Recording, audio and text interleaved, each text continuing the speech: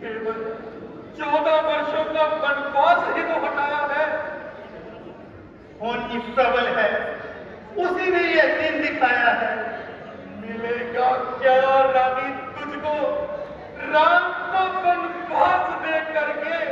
कौशल्या को मिलेगा जो राम को राज दे करके।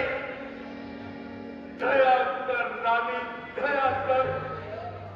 मेरे रोने और पिघलाने पर तुझे क्या मिलेगा देव के रोने पर?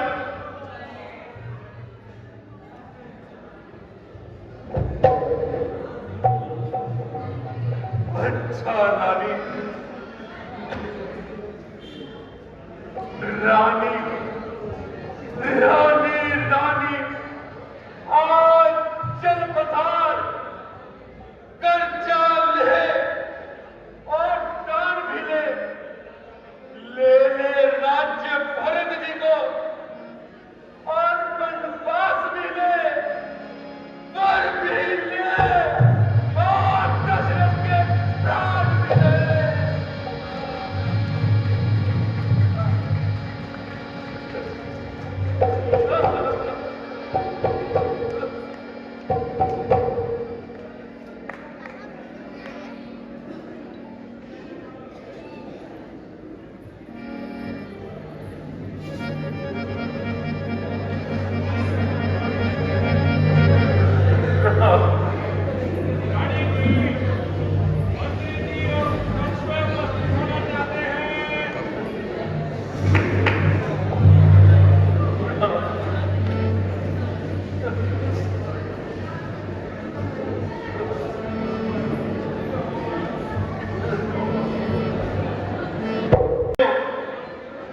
को अंदर बुला रहे हैं।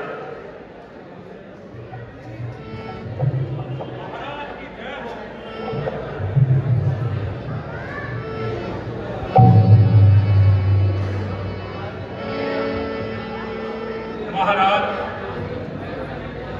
राजतिलक का सब सामान तैयार है और वहां आपका बहुत इंतजार है।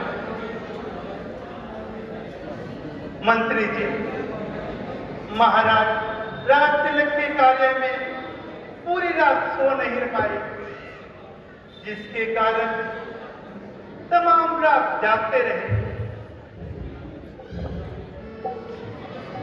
फिर भी यह सोने का समय नहीं है, परंतु इस समय जगाना भी योग्य नहीं है। आप बस इतना काम कीजिए कि रामचंद्र को यहीं पे भेज दीजिए। हुआ क्या महारानी?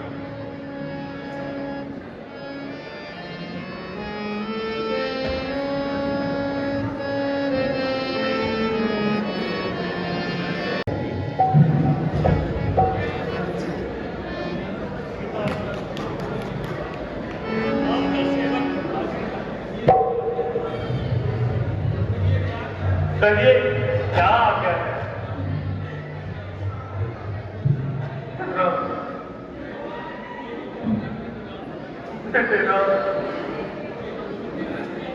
केवल तुम्हें देखने की लालसा थी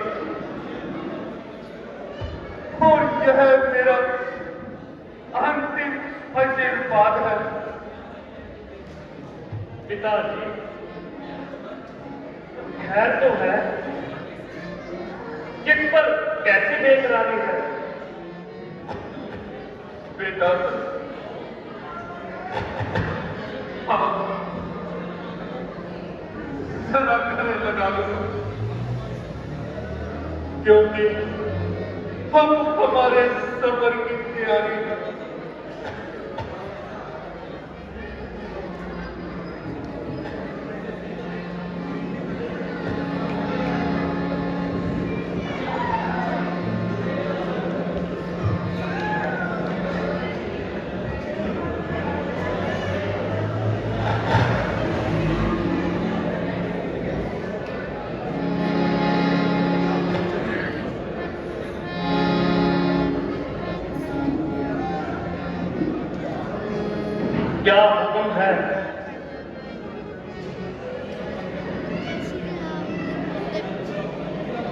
मुझे आप आज्ञा करो। हाथ बांधे खड़ा आबे नारा पिता, मेरे पितेजी हो कोई कष्ट आपको मेरे जीने पर दाग है। आपको देखकर इस दशा में हो रहा आज सीना बेकार है। पिताजी आपकी ये हालत देखकर कलेजा मुंह को आ रहा है और आंखों में अंधेरा जा रहा है। हाय, ये क्या वक्त हुआ और इस प्रकार से परेशान होने का क्या हुआ। एक रात में ही इस कारण तब्दीली हो गई और आपके चेहरे की रंगत बिल्कुल फीकी हो गई। माता जी,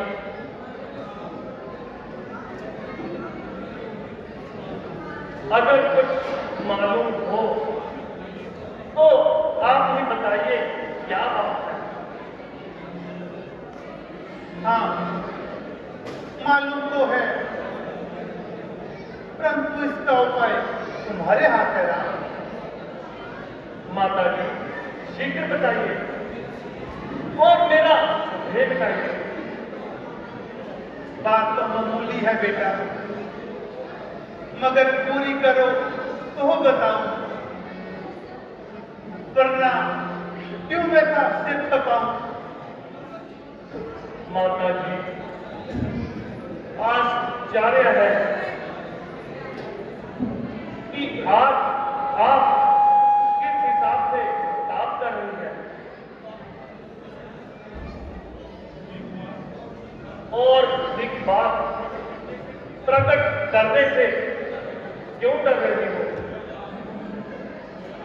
गोया आपको किस बात की चिंता है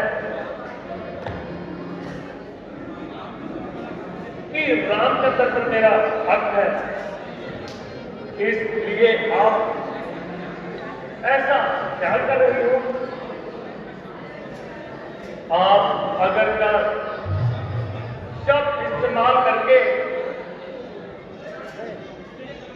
मुझे गलत ना लगाइए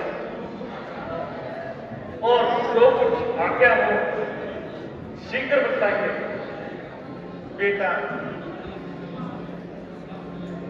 महाराज मुझे सबे विचार किया था कि तुम्हारे लिए 14 साल का वनवास और भरत के लिए राज्य का इकरार किया, मगर अब अपने कौल को पूरा ना होते देखकर मुझे आभा नहीं है और इसलिए अपने हाथ पांव मार रहे हैं। वाह, इसलिए हरम हो रहे हैं और पिता ही परेशान हो रहे हैं। ये तो मामूली सा काम है। जब तक इस आज्ञा का पालन न कर लूं, अयोध्या तो क्या किसी बस्ती में भी कदम रखना मेरे लिए हराम है। हाँ बेटा, बात तो कुछ भी नहीं, दिन गुजरते क्या लगती है। जब अनगिनत सदियां गुजर गई, ये 10 और 14 वर्ष तो यूं ही गुजर जाएंगे। आखिर ये कहेंगे भरने से तो रहे, परमेश्वर कह रखे एक दिन तो कल को ही कम हो जाएगा। मैंने तो यहां तक भी कह दिया था कि मेरे लिए भरत राज्य किया तो क्या, राम ने किया तो क्या, मगर जय कहने लगी कि हमारी कुल की आन जाती है। माता जी, यह तो साधारण सी बात है। परमेश्वर ना करे यदि कोई कठिन कार्य की आन पड़े तो रघुकुल की आन जान के साथ है। हाँ बेटा, हाँ बेटा, बिल्कुल ठीक है।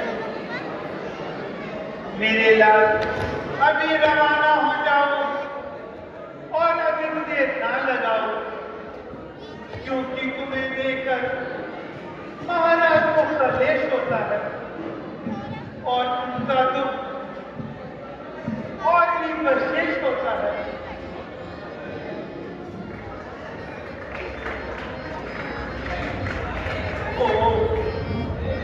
ओ बेहया, वैसे ही तूने मुझको जलाकर खाक कर दिया, लेकिन सच्चाई को भी धिक्कार नहीं है।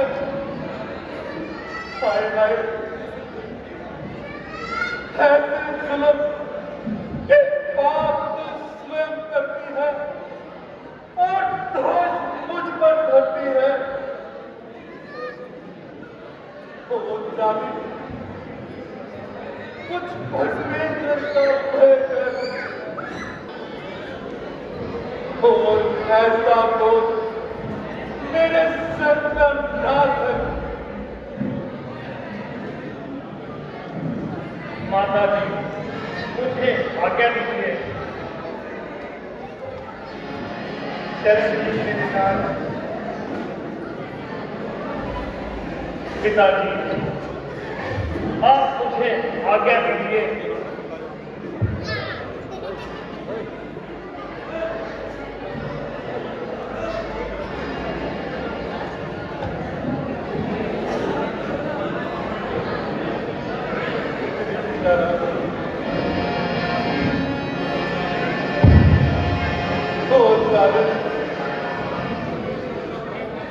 कुछ तो ईश्वर का भय कर, बेटा दोष तो मेरे सर पर ना धर। मेरे लिए यही दुख का पैगाम बहुत था।